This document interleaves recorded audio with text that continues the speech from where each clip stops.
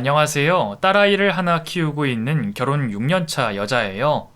디저트 카페를 남편과 함께 운영하고 있는데 재료 준비를 밤 늦게까지 할 때가 많아서 실화 사연 자주 애정하며 듣고 있어요. 사연들 들어보면 요즘 정신에 문제 있는 사람들이 참 많은 것 같아요. 아무리 스트레스가 많은 세상이라고 하지만 겉으로는 멀쩡해 보이고 속으로 생각하는 건 정말 범죄자에 가까운 사람들이 꽤 있잖아요. 겉과 속이 다른 사람, 진짜 무서운 것 같아요. 가능하면 그런 사람과 엮이지 않는 게 좋겠지만 사람 속을 읽을 수 없으니 제가 조심한다고 되는 건 아니잖아요.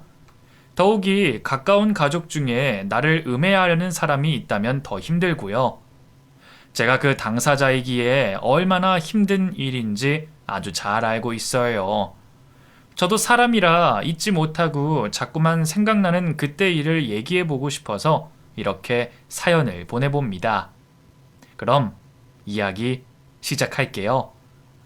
요즘 우리나라에도 이혼하는 사람들이 많다고 하던데 저도 이혼을 한번 해본 전적이 있어요. 결혼할 때는 정말 저를 사랑하고 저 없으면 안 된다며 매달리던 남자였기에 순진한 저는 그런 줄 알고 그 사람과 결혼을 했죠. 대학 때부터 연애를 했던 사이였고 양가 부모님도 다 알고 지냈던 사이라 사람에 대한 의심은 하지 않았어요. 오로지 이 사람이랑 남은 인생을 같이 살 수 있을까 그 고민을 먼저 했었고 저 아니면 안 된다고 늘 입버릇처럼 말하던 사람이라 저를 배신할 거라는 의심조차 없이 결혼식을 올렸죠. 친구들 사이에서 결혼이 이른 편이었어요. 그래서 결혼식 날 하객들도 참 많이 참석을 해줬고 선남선녀가 결혼한다고 예쁘게 봐주시는 분들도 많았어요. 하객들은 물론이고 양가 부모님들이 다 지켜보고 있는 앞에서 제 손에 결혼 반지를 끼워주며 행복하게 해주겠다고 하던 그 남자의 말을 철석같이 믿고 결혼 생활이 시작됐어요. 남들처럼 행복하게 살아가는 것만 생각하고 있었는데 반년 정도 지났을 때 이상한 낌새를 느꼈죠. 자기야, 이 문자들 뭐야? 여자 같은데 이 사람이 왜 당신한테 보고 싶다고 하는 거야? 뭐? 그럴 리가. 이리 줘봐. 얘. 내 대학 동창인데 장난치는 거야. 이 친구 우리 결혼식에도 왔던 친구인데 장난이라고? 아무리 친해도 유부남한테 이런 말은 실례지. 기분 나빴어? 난 그냥 그러려니 했는데. 알았어. 이런 장난 하지 말라고 할게. 그래, 조심 좀 해줘. 내가 남자들한테 이런 문자 받았으면 당신 기분 좋았겠어? 알았어. 조심할게. 그러니까 화 풀어, 응? 우연히 문자가 와서 제가 보게 됐는데 대뜸 보고 싶다는 문자더라고요. 결혼한 지 6개월밖에 안 된 남편에게 웬 여자가 보고 싶다고 하니 제가 기분이 좋았겠어요. 화가 나려고 하는 걸 그 사람이 달래줘서 오해를 풀었지만 그래도 남편이 그 여자에게 여지를 준 건 아닌가 싶어 별의별 생각이 다 들었어요. 다시는 이런 일 없게 하겠다고 다짐에 다짐을 받고 나서 넘어갈 수 있었죠. 그 이후로 남편의 핸드폰을 수시로 확인하게 됐지만 이상한 문자나 통화 내역이 없었고 저는 그 일을 해프닝으로 여기며 넘어갔죠. 하지만 그 일은 절대로 해프닝이 아니었어요. 결혼하고 3년 차가 됐을 때 모든 사실을 알게 됐는데 저 몰래 연락하고 만나고 다닌 여자가 8명이나 됐거든요. 그 사실을 제가 알게 된 것도 그 외도하던 여자 하나가 이 모든 걸 알게 되고 화가 나서 저한테 얘기를 해주면서 저도 알게 됐어요. 결혼 생활에 흠잡을 데가 없이 생활하는 남편이었는데 실은 뒤로 다른 여자들을 만나고 다녔고 심지어 여행도 같이 다녔다는 것을 알게 됐을 땐 진짜 딱 죽고 싶은 맘이었어요. 너 미쳤어? 한두 명도 아니고 8명? 무슨 발발이 강아지도 아니고 이 여자 저 여자 다 찝쩍거리고 다니고 너 이럴 거면 나랑 결혼은 왜 했어? 뭐? 발발이? 너 말이면 단 줄 알아? 말 조심해. 네가 그렇게 행동하고 다녔잖아. 내가 가만히 넘어갈 것 같아? 위자료 단단히 준비해야 할 거야. 내가 얌전히 이혼해 줄 거라고 생각한다면 오산이야. 하, 네가 그렇게 말하면 내가 무서워할 줄 알아? 어디 마음대로 해봐. 해보라고. 저한테 외도를 들켰을 때 어찌나 당당하던지 뭐 이런 인간 말종 같은 놈이 다 있나 싶어서 진짜 어이가 없었어요. 솔직히 저도 제 남편이 나 몰래 이 여자 저 여자 만나고 다닌 거 쪽팔려서 말하고 싶지 않았어요.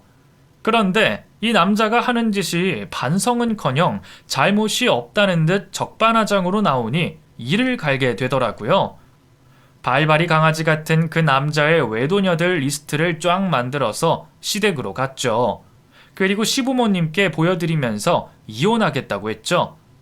두 분 다 마른 하늘에 날벼락이라도 맞은 양 충격을 받으셨고 곧 시아버님이 이성을 찾으시고는 남편을 호출했어요.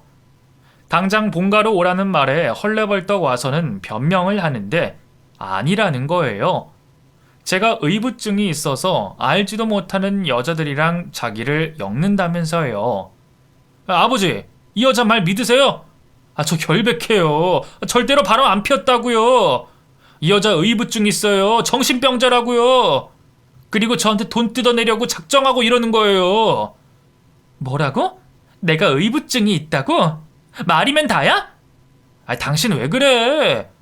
내가 무슨 잘못이 있다고 이러는데. 제발 이러지 마. 우리 부모님 놀라셔. 잘못은 하나도 없다는 듯이 연기를 하는데 와, 이게 얼마나 연기를 잘하는지 청룡 영화상이라도 받겠더라고요. 저는 어이가 없어서 준비해간 녹음기를 틀었어요. 그동안 만났다가 헤어졌던 여자들 인터뷰를 한 음성이었고 거기에 똑똑히 전 남편의 이름이 나왔죠.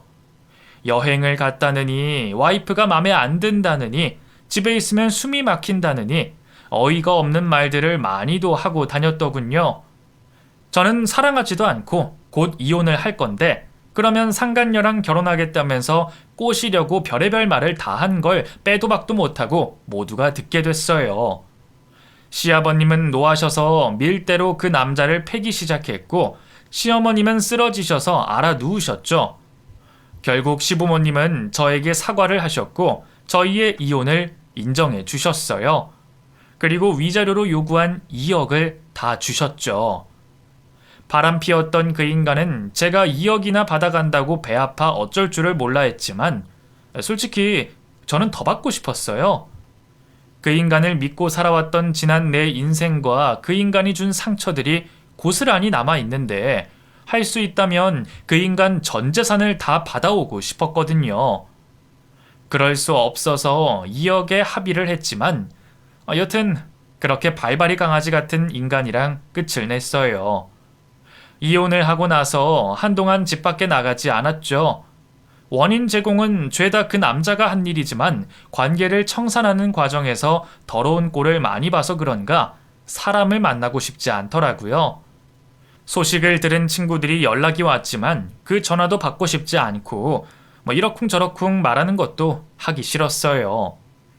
부모님도 집에만 있는 제가 걱정이 되셔서 본가로 들어오라고 하셨지만 그 집도 갈 수가 없었어요. 이혼이라는 게 그렇게 사람을 패배감이 들게 하더라고요. 내 탓이 아니었지만 내 탓인 것 같고 남자 보는 눈이 그렇게도 없었나 싶어 자괴감도 들고 한동안 정말 심하게 힘들었어요.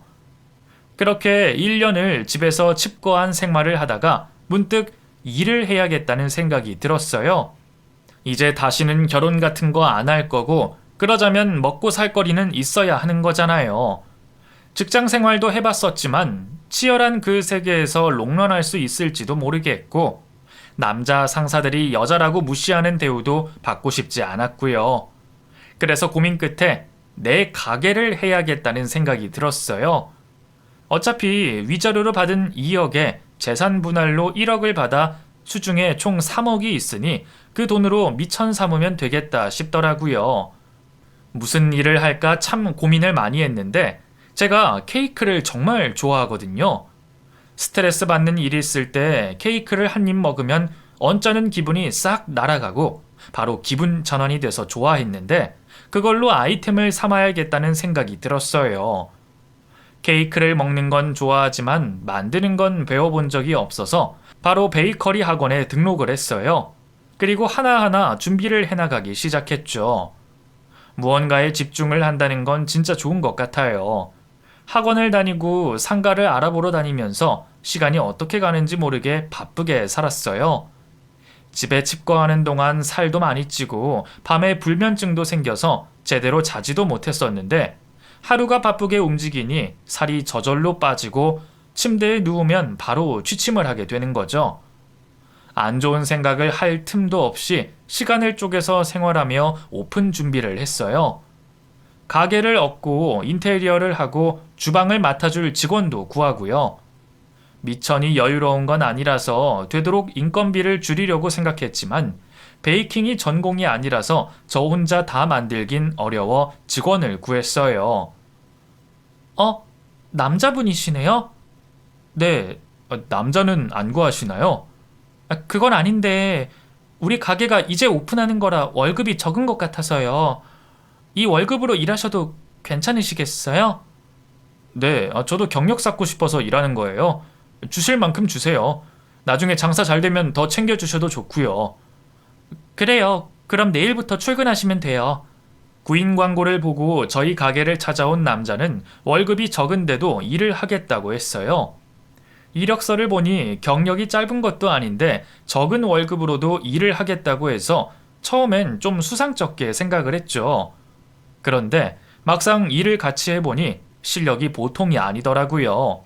그리고 워낙 꼼꼼하고 디테일해서 만들어내는 케이크마다 감탄사가 그냥 나올 정도였어요. 경계하던 처음과는 달리 일을 하면서 점점 그 사람에게 신뢰가 생겼어요. 그리고 가게를 오픈하면서 얼마 지나지 않아 눈코 뜰 새 없이 바빠지기 시작했죠. 제가 먹어봐도 디저트들이 하나같이 예쁘고 맛도 좋고 이건 안 팔릴 수가 없겠다 싶더라고요. 홍보도 신경 써서 하고 음식 맛에 재료 아끼지 않고 투자했더니 손님들이 먼저 알고 찾아와 주시고 입소문도 내주시고 그랬어요. 가게는 말 그대로 히트를 쳤죠. 처음 해보는 장사에 이렇게까지 잘 될 줄은 꿈에도 몰랐는데 운이 따랐던 건지 복이 많은 건지 너무 성공을 해버렸죠. 물 들어온 김에 노젓는다고 체인점 사업도 같이 진행하면서 저는 몸이 2개라도 모자랄 정도로 바빠졌어요. 이혼녀에 자식도 없고 혼자 가게 하면서 돈도 좀 벌리는 것 같으니 다들 어떻게들 알고 똥파리가 꼬이기 시작했어요. 알고 지냈던 지인들과 가게 손님까지 갑자기 저의 재혼에 관심을 가지면서 다들 제가 좋다고 접근을 하더군요. 어이가 좀 없었어요. 나에 대해 깊이 아는 것도 없으면서 돌싱녀라고 건들기 좋아 보여 쉽게 추파를 던지는 게 웃기더라고요. 야, 너 사람 놀리냐? 여기까지 따라와 놓고 그냥 집에 간다고? 따라오다니 무슨 소리야. 맥주 한 잔 더 하자고 해서 온 것뿐이잖아. 심지어 1차 밥값은 내가 냈는데 술도 못 얻어먹냐? 웃기네 이거. 내가 너한테 관심 있어서 계속 연락하는 거 알아 몰라? 이혼녀 주제에 어디서 콧대를 세우고. 너 오늘 집에 못 가. 알았어? 어이가 없어서 못 들어주겠네. 야, 술 먹었으면 곱게 취해. 나 쉽게 보이는가 본데 나도 눈이 있거든? 어디서 똥파리 같은 게 들이대. 뭐? 똥파리?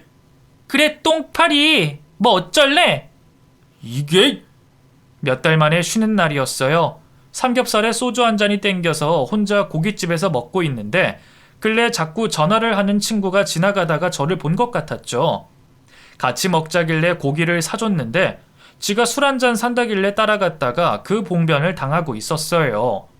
사람이 그리 만만히 보이나 싶은 게 오래 보고 지낸 남자 동기라고 해도 너무나 무례하고 무식한 언행에 마음이 많이 상해 있었어요. 큰 소리를 고래고래 지르며 저를 무시하는데 가만히 듣고 있을 수가 없어서 저도 소리를 막 지르고 있었죠. 사장님, 무슨 일이세요? 너는 뭐야? 익숙한 목소리에 돌아보니 가게 직원이었고 퇴근하고 지나가는 길에 저를 본 것 같았어요. 그 사람은 저에게 가까이 와서 그 무식한 인간이랑 마주섰고 제 편을 들어줬어요. 마른 체형이었지만 키가 커 밑으로 내려다보는 그 사람에게 뭐라 하지도 못하고 민폐남이 가버리더군요. 제가 그렇게 소리 지를 때는 눈도 깜짝 안 하던 인간이 바로 꼬리를 내리고 가는 걸 보고 있자니 참 씁쓸했어요. 와, 찐따 같은 놈. 바로 꼬리 내리고 가네요. 괜히 시비 걸고 있던 거죠? 뭐, 내가 만만해 보였나 봐요. 도와줘서 고마워요. 아닙니다. 집까지 데려다 드릴게요. 혹시나 가다가 아까 그 사람 나타날까 봐요. 미안해요. 퇴근했는데 귀찮게 해서. 괜찮습니다. 그날 그 사람이 저를 집까지 안전하게 데려다 줬고 나보다 어리지만 남자라는 이유만으로도 든든할 수 있다는 걸 처음 느꼈어요. 자칫 귀찮아질 수도 있는데도 모른 척하지 않고 제 편을 들어준 게 고맙기도 했고요. 그 일이 있고 저희는 더 가까워졌어요. 이혼 후 사람들과 적당히 관계를 하며 지냈던 저였기 때문에 마음을 여는 게 쉽지 않은 일이었는데도 도움을 받아서인지 그 사람만은 편하게 대할 수가 있었어요. 그런 제 마음의 변화를 느껴서인지 그 사람도 저를 대하는 게 부드러워졌고 말하지 않아도 통하는 뭔가가 둘 사이에 생겼어요. 가게를 운영하는 게 쉽지만은 않았지만 손님들과 트러블이 있을 수도 있고 매상이 문제될 수도 있고요. 금전적인 문제가 제일 골치 아픈데 체인점을 내면서 돈 문제가 생겨서 아주 곤란하게 된 적도 있었어요. 문제가 생길 때마다 저는 자연스럽게 그 사람에게 의논을 하게 됐고 그 사람은 남의 일이 아니라 정말 자기 일처럼 여기면서 고민을 함께 해줬어요. 우선 급한 대금은 이걸로 메꿔보세요. 이게 무슨 돈이에요? 그동안 넣던 적금이에요. 이번에 만기가 돼서 찾았는데 사장님 급하신데 먼저 쓰세요. 절대 그럴 수 없어요. 힘들게 모은 돈인데 내가 어떻게 써요? 투자라고 생각하세요. 저 공짜로 드리는 거 아니에요. 이자 받을 거예요. 당연히 이자 챙겨줘야죠. 그래도 어떻게 이걸 써요, 내가. 체인점을 내면서 은행에 대출을 땡긴 게 있는데 대금이 막혀서 현금 융통에 어려움이 생겼던 적이 있었어요. 그런데 그 사람이 선뜻 자기 돈을 주면서 해결하라고 해서 얼마나 놀랐던지. 직원이 할 수 있는 행동이 전혀 아니었어요. 당연히 저는 거절을 했지만 그 사람은 괜찮다면서 쓰고 나중에 달라고 했고 덕분에 무사히 위기를 넘어갈 수 있었어요. 그렇게 크고 작은 도움을 그는 계속 주고 있었어요. 알게 모르게 저도 그에게 의지를 하게 됐고 어느 순간 우리 둘 사이가 단순히 사장과 직원의 사이가 아니구나 느꼈을 때 그 사람이 저에게 고백을 했어요. 그동안의 호의들 그냥 직원이라서 한 게 아니라며 제 곁에서 저를 지켜주고 싶다고 고백을 했죠. 저보다 7살이나 어린 남자가 저를 지키겠다고 하는데 평소라면 농담하지 말라며 웃었을 텐데 그날은 웃을 수가 없었어요. 저도 그 사람에게 마음이 있다는 걸 알게 됐으니까요. 전 남편과 이혼을 하고 절대로 다시는 결혼하지 않을 거라고 맹세에 또 맹세를 하면서 연애도 안 할 거라고 다짐했거든요. 그런데 그 사람의 고백을 모른 채 할 수가 없었어요. 사람 마음이 참 웃긴 게 저도 그 사람에게 의지하고 싶은 마음이 컸죠. 결국 저는 제 다짐을 깨버리고 그 사람과 연인이 됐습니다. 그리고 1년 뒤 우리는 결혼까지 하게 됐어요. 어떻게 결혼까지 하게 됐는지 뒤돌아보면 정말 드라마 같아요. 철벽치고 방어를 했지만 남편의 프로포즈에 속절없이 무너졌고 새로운 결혼 생활에 희망과 기대도 걸고 싶었어요. 저도 TV에 나오는 여자들처럼 사랑받으면서 보호받으면서 살고 싶은 마음이 있었던 거죠. 그렇게 저는 또 한 번 결혼이라는 것에 속아 넘어가 줬어요. 이번에는 다를 거라고 믿으면서요. 그런데 세상살이 마음대로 안 된다는 거 다들 아시죠? 두 번째 남편은 정말 좋은 사람이었고 책임감도 강한 사람이었어요. 그럼 뭐가 문제냐고요? 이번 결혼의 복병은 다름 아닌 시어머님이었죠. 결혼 전부터 어머니와 사이가 각별하다는 걸 알고 있었어요. 한 지붕 아래 같이 살면서도 하루 중에 몇 번이나 어머님과 통화를 하고 쉬는 날이면 어머니랑 데이트하는 걸 알고 있었으니까요. 처음엔 마마보이인 줄 알았어요. 그런데 그게 아니라 돌아가신 아버지를 대신해서 그 자리를 채우고 있다는 걸 알게 됐죠. 마마보이 같은 기질도 없었어요. 말투가 부드럽고 다정하게 말하는 사람이었지만 군대도 해병대를 나왔고 불의를 보면 참지 않고 할 말을 하는 사람이었거든요. 그런데 아버지가 돌아가시고 혼자 남은 어머니에 대한 애틋함이 큰 것이 문제가 됐어요. 결혼 후 시댁과 저희 가게 딱 중간에 집을 얻었어요. 홀로 계신 어머님 생각에 합가를 말씀드렸었는데 그건 오히려 어머님 쪽에서 거절을 하시더라고요. 결혼을 했으니 분가를 해야지 하시면서요. 결혼을 결정하고 식을 올릴 때까지 저에게도 상냥하게 대해주셔서 저를 좋아해 주시는 줄로만 알았던 저는 결혼 후 딴 사람이 된 시어머님이 적응이 안 됐어요. 몸이 좋지 않아 남편에게 마감을 맡기고 저 혼자 퇴근을 한 적이 있었어요. 아픈 몸을 이끌고 집에 도착한 저는 시어머니가 와 계시길래 깜짝 놀랐죠. 저희 집 비밀번호를 알려드린 적이 없었는데 시어머니가 와 계시길래 놀랄 수밖에요. 귀신이라도 본 것처럼 뭘 그리 놀라니? 내가 못 올 때라도 온 거냐? 아니요. 오신다는 얘기를 못 들어서요. 왜 너 혼자냐? 얘는? 저는 몸이 좀 안 좋아서 먼저 들어왔어요. 이 사람도 조금 있으면 들어올 거예요. 시어머니는 남편에게서 비밀번호를 알아낸 것 같았어요. 집에 와서 좀 쉬고 싶었는데 시어머니가 저렇게 와 계시니 누워있을 수도 없고 마음이 불편했어요. 시어머니는 남편이 좋아하는 반찬들을 만들어 오셔서 냉장고에 차곡차곡 넣어뒀어요. 그리고는 아무리 바빠도 아침은 꼭 챙겨 먹어야 된다며 잔소리를 하셨죠. 그러더니 가방에서 약통을 이것저것 꺼내시더니 식탁 위에 올려놓으셨어요. 이것들이 다 뭐예요? 영양제야. 영양제요? 그래. 이제 나이가 있어서 영양제도 꼬박꼬박 챙겨 먹어야 해. 너는 지금껏 어떻게 지냈는지 모르겠다만 내 아들은 꼬박꼬박 뜨신 밥에 영양제까지 일일이 다 챙겨줬어. 이제는 네가 잘 챙겨줘라. 아직 나이도 젊은데 이렇게까지 많이는... 무슨 소리냐?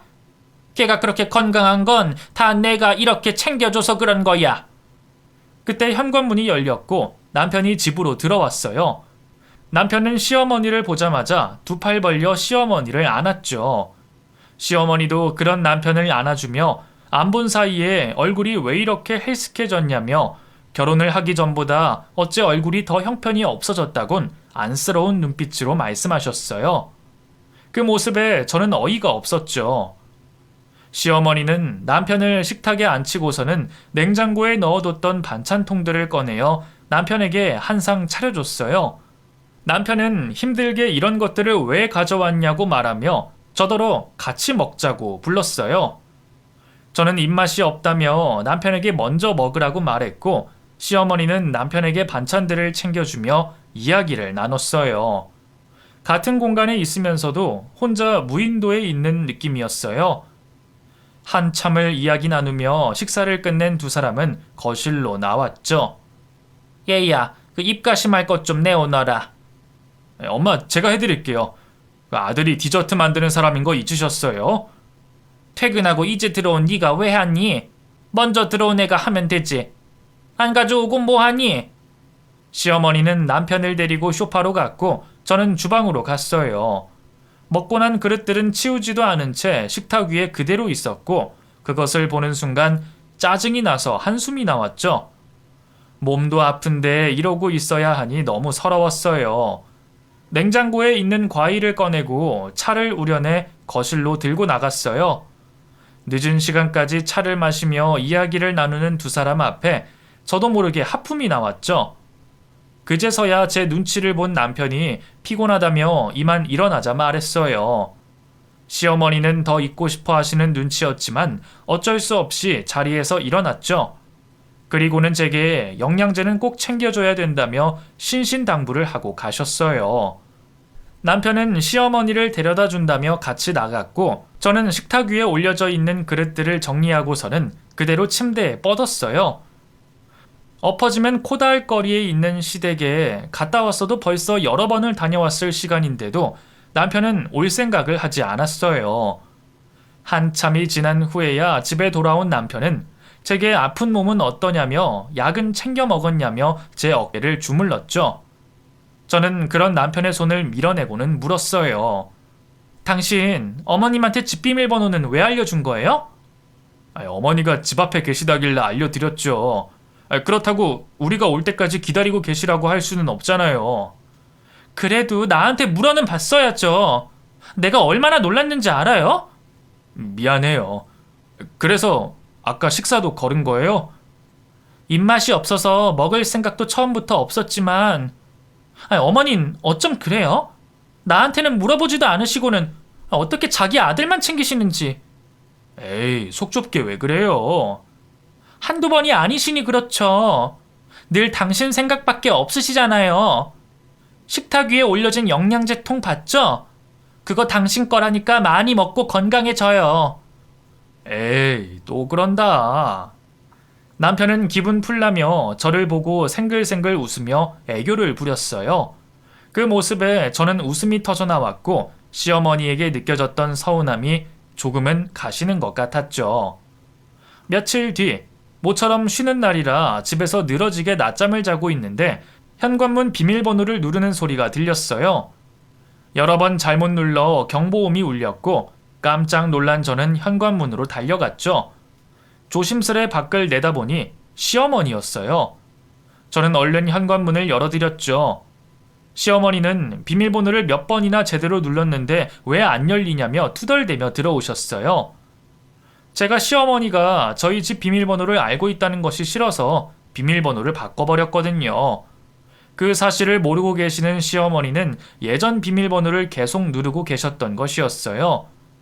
저는 차마 그 말씀은 못 드리고 가만히 서 있었죠. 뭘 그리 멀뚱히 보고만 서 있냐? 이것 좀 받아라. 그냥 옷이지 뭘 또 이렇게 가져오셨어요. 너 줄 거 아니니 신경 쓰지 마라. 네? 내 아들 먹일 거야. 며칠 전에 핏기 하나 없는 얼굴 보고 갔더니 잠을 잘 수가 있어야지. 이거 몸에 좋다는 건 다 들어갔다니까 하루도 빠짐없이 잘 챙겨줘. 네, 그럴게요. 너는 나이만 많이 먹었지 아는 것이 하나도 없니? 나이가 많으면 좀 이것저것 챙겨주고 보살펴줘야지. 이렇게 아무것도 모르니 어디 내가 가만히 있을 수 있겠니? 시어머니는 또 오시자마자 남편 챙기라는 말만 늘어놓으셨어요. 며느리도 자식인데 어쩜 늘 자신 아들만 챙기시는지 그런 시어머니가 서운하다 못해 야속하기까지 했죠. 너 여기 와서 좀 앉아봐라. 네. 너희 피임은 하고 있지? 네? 결혼한 지 얼마 되지도 않았는데 벌써 가질 생각하지 말고 천천히 가져. 일하느라 피곤하네. 밤마다 잡지 말고. 어머니, 그건 저희가 알아서 할 문제예요. 내 아들 보기가 딱해서 그런다. 여하튼 될 수 있으면 늦게 가죠. 시어머니는 이제 대놓고 잠자리까지 들먹이셨어요. 저는 너무 황당해서 말이 나오지 않았죠. 아무리 그래도 어떻게 그런 말을 하실 수가 있는지 어이가 없었어요. 그때 가게에서 급하게 연락이 왔고 저는 시어머니를 집에 둔 채 가게로 나왔어요. 급한 불을 끄고 나서야 저는 남편을 찾았어요. 남편은 디저트를 만드느라 정신이 없었죠. 당장 불러내 시어머니에 대해서 이야기를 하고 싶었지만 집의 일은 집에서만 이야기하자는 약속대로 참았어요. 다시 집에 돌아온 저는 시어머니를 찾았어요. 신발이 있는 걸로 보아 아직 가시진 않은 것 같은데 거실에는 안 계셨죠. 화장실에 가셨나 싶어 방으로 들어가려는데 방 안에서 시어머니의 목소리가 들렸어요. 시어머니는 이모님과 통화를 하고 계셨어요. 제가 걸음을 돌렸을 때 시어머니의 말이 제 귓속에 박혔죠. 시어머니는 저와 남편이 곧 이혼을 하게 될 거라고 하셨어요. 깜짝 놀란 저는 다시 몸을 돌려 방문 앞에 귀를 갖다 댔어요. 시어머니는 나이만 많았지 할 줄 아는 것이 하나도 없다며 하나부터 열까지 다 마음에 들지 않는다고 말씀하시며 이럴 줄 알았으면 끝까지 반대를 하는 것인데 첫 단추가 잘못 끼워졌다곤 말했어요. 그러면서 애가 생기면 이혼하기 더 힘들어지니 생기기 전에 무슨 일이 있어도 이혼을 시킬 거라고 말했어요. 그 말을 듣는 내내 저는 소름이 끼쳤죠.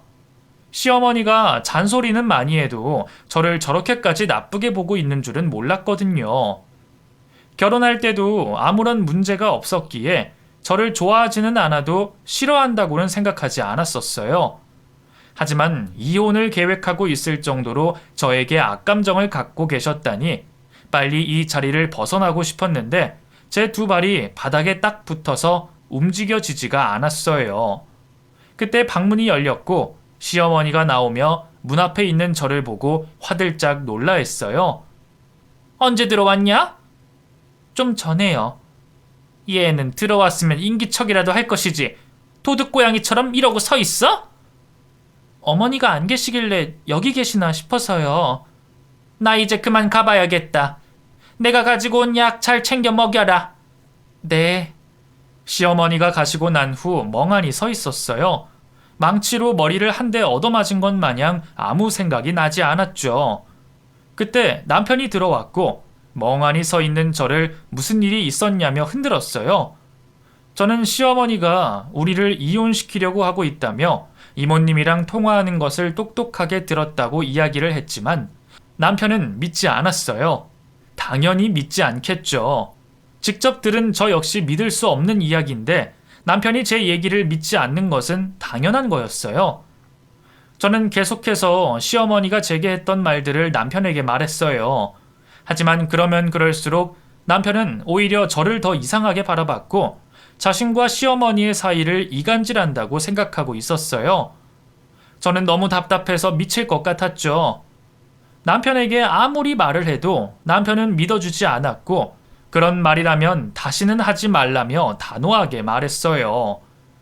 남편은 시어머니와 제 사이에서 애매하게 행동을 했고 저와 남편은 조금씩 마음이 벌어지고 있었어요.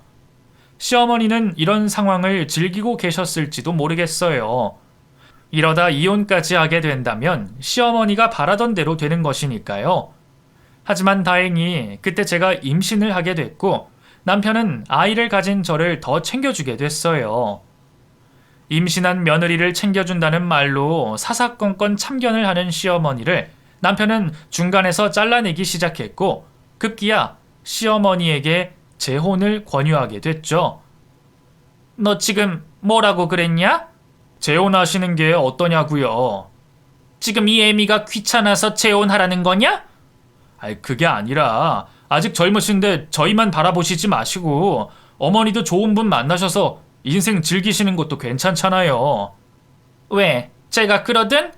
나 재혼시켜서 멀리 보내버리라고? 아니에요. 무슨 그런 말씀을 하세요. 두 번 다신 그런 소리 하지 마라. 내가 너를 두고 어떻게 재혼을 해? 또 한 번 이런 말 했다가는 가만두지 않을 거야. 어머니, 나쁘게만 생각하지 마시고 한번 생각해 보세요. 그만하라고 그랬지? 시어머니는 자신에게 늘 다정했던 아들이 냉정하게 말을 하자 충격을 받으셨고 저뿐만 아니라 이제는 제 뱃속에 있는 아이까지 방해꾼으로 생각하는 것 같았어요. 저희 집을 방문하는 횟수도 더욱 많아졌고 남편이 없으면 저를 못 잡아먹어 안달이셨죠. 임신을 했다고 너부러져 있으면 어쩌냐는 둥, 부지런하게 움직여야지 애를 낳을 때 수월하게 낳는다는 둥 했던 말을 하고 또 하고 저를 보면 늘 스트레스가 쌓여서 죽을 것 같다고 말씀하시면서도 만삭이 될 때까지도 계속 찾아오는 시어머니 때문에 저 역시도 스트레스가 이만저만이 아니었어요. 게다가 예정일이 다가오면 다가올수록 겁이 나서 잠도 제대로 못 자고 있는데 시어머니까지 그러시니 잠을 편안하게 잘 수가 없었죠. 그러던 어느 날 시어머니가 웬일로 저에게 콧바람을 쐬러 가자며 오셨어요. 결혼 후 생전 처음 보는 웃는 얼굴로 저에게 말씀을 하시는 모습에 저는 싸늘함을 느꼈고 온몸이 차갑다 못해 추웠어요. 저는 알 수 없는 느낌에 몸이 좋지 않아 집에서 쉬고 싶다고 말했지만 시어머니는 저의 말을 들으려 하지 않고 어서 나가자며 옷장 안에 있는 제 외투를 꺼내와서는 저의 어깨에 걸치고서는 저를 데리고 저수지로 향했어요. 저수지 앞에 도착한 시어머니는 인적이 드문 곳으로 자리를 옮기시더니 저에게 사진을 같이 찍자며 한 손으로 저의 어깨를 감싸 안았어요. 그리고 다른 한 손으로는 핸드폰을 들어 올렸어요. 하나, 둘, 셋. 갑자기 시어머니는 몸의 방향을 틀어 저를 저수지 쪽으로 확 밀쳤죠. 두 팔을 휘저으며 아등바등 발버둥을 쳤지만 저는 떠밀려졌고 시어머니의 목소리가 들렸어요. 이년아, 거긴 CCTV 사각지대야. 물에 빠진 저는 스마트워치로 119에 신고를 하고 급하게 구조가 됐어요. 혹시 몰라 차고 있었던 것이 저와 아이의 생명을 구할 수가 있었어요. 응급실에 도착하고 얼마 후 연락을 받은 남편이 헐레벌떡 뛰어들어왔고 그 뒤로 시어머니가 쫓아들어왔어요. 저는 시어머니의 얼굴을 보자마자 악마가 들어오는 것 같았죠. 남편에게 시어머니의 얼굴은 보고 싶지 않다며 매달렸고 시어머니는 오히려 남편의 팔을 잡으며 제게서 떼어냈어요. 너 지금 쟤한테 속고 있는 거야. 너 모르게 바람이 나서 남의 애까지 벤 아주 나쁜 년이야. 내가 다 알아봤어. 불쌍한 내 아들. 그런 줄도 모르고. 이제라도 알았으니 어서 나랑 여기서 나가자. 천연이 또 언제 너한테 들러붙을지 몰라. 내가 떼어내느라고 얼마나 고생을 했는데. 어서 나가자. 여기서 나가. 어머니 왜 이러세요? 정신 좀 차리세요. 누가 바람을 피웠다고 그러세요? 천연 말이다, 천연. 어머니 지금 제정신 아니세요. 아니다, 나 아주 말짱해. 네가 지금 저 여우 같은 년한테 속아서 정신을 못 차리는 모양인데 이 애미가 너를 보호해주마. 내가 너를 지켜줄 거야. 불쌍한 내 아들. 시어머니는 계속해서 아들을 어루만지며 저에게서 떼어내려 했고 남편은 그제서야 시어머니가 정상이 아니라고 생각을 하고 병원에 다니며 망상증 치료를 받게 했어요. 치료를 받으면서도 저에게 계속 욕을 하고 해코지를 하는 시어머니 때문에 남편은 제가 아이를 낳을 때까지 계속 붙어 지냈죠. 저는 남편이 옆에 있었지만 시어머니와 같은 공간에 있다는 것만으로도 숨통이 조여오는 것 같았어요. 그러다 저는 아이를 낳았죠. 뱃속에 있을 때 태교 한번 못하고 안 좋은 것, 안 좋은 말만 듣게 했던 아이여서 그런지 저는 아이가 더 애틋했어요. 한 달 정도 산후조리를 하고 난 후 퇴원한 날짜가 다가오자 저는 가슴이 두근거렸죠. 남편은 제가 없는 동안 꾸준히 시어머니도 병원 치료를 받으러 다니셨고 증상이 많이 좋아지셨다며 괜찮을 거니 너무 걱정하지 말라고 했어요. 남편의 이야기를 들어도 저는 아이에게 해코지를 할까봐 너무 겁이 났어요. 퇴원을 하고 집에 도착하자 시어머니가 와 계셨죠. 남편을 보고 환하게 웃던 시어머니는 뒤따라 들어온 저와 제가 안고 있는 아이를 보더니 갑자기 매섭게 노려봤어요. 내 인연, 여기가 어디라고 감히 들어와? 어서 썩 꺼지지 못해? 어머니, 네가 기어이 남의 자식을 내 집에까지 들여오겠다는 소리냐? 내가 너한테서 내 아들을 떼어내려고 얼마나 노력을 했는데 네가 기어이 또 여기를 들어와? 어머니, 또 왜 이러세요? 저걸 보고도 가만히 있는 게야? 제가 지금 남의 씨를 데리고 들어왔잖니? 아니에요, 제 아이예요. 어머니 손녀요. 무슨 소리야? 저 애는 전현이 바람나서 낳은 애라니까. 어머니, 괜찮으시다가 또 왜 이러시는 거예요? 너는 지금 아무것도 몰라. 제가 나한테 어떻게 했는데 자기 바람 핑계 들키니까 나를 저수지로 밀어버린 애야. 난 무섭다. 저런 애랑 어찌 같이 사니? 언제 날 또 죽이려고 할지 몰라. 시어머니는 자신이 한 짓을 제가 했다고 거짓말을 하며 계속해서 태어난 손녀를 남의 자식이라고 막말을 해댔어요. 급기야 아이에게 달려들어 해코지를 하려 했죠. 깜짝 놀란 저는 아이를 품에 안고 뒷걸음질을 쳤고 남편은 달려드는 시어머니를 뜯어 말리고서는 밖으로 모시고 나갔어요. 두 사람이 나가고 난 후 저는 심장이 벌렁거려서 숨을 쉴 수가 없었죠. 품 안에서 울고 있는 아이를 보니 눈물이 하염없이 흘러내려왔어요. 시어머니를 데려다 주고 온 남편은 괜찮아졌다고 생각을 했는데 아닌 것 같다며 이렇게는 서로에게 힘이 드니 시어머니를 요양원에 모시자고 말했어요. 저는 고개를 끄덕였죠. 남편은 시어머니를 요양원에 모시고 난 후 매일같이 시어머니에게 들렸어요. 저와 아이는 시어머니의 상태가 호전이 되기까지는 마주치지 않는 것이 낫다고 생각해서 요양원에 가지 않았어요.